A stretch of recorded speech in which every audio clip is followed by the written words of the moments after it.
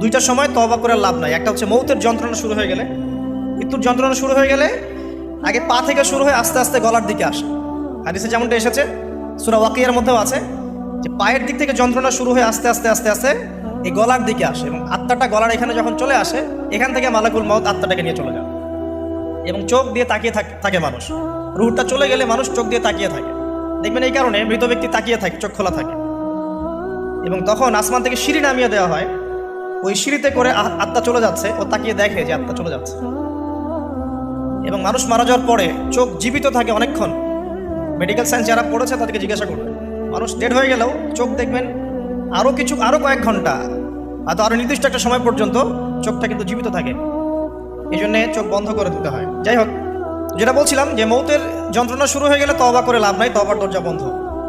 আর পশ্চিম দিক থেকে সূর্য উঠে গেলে তওবা করে লাভ নাই, তওবার দরজা বন্ধ।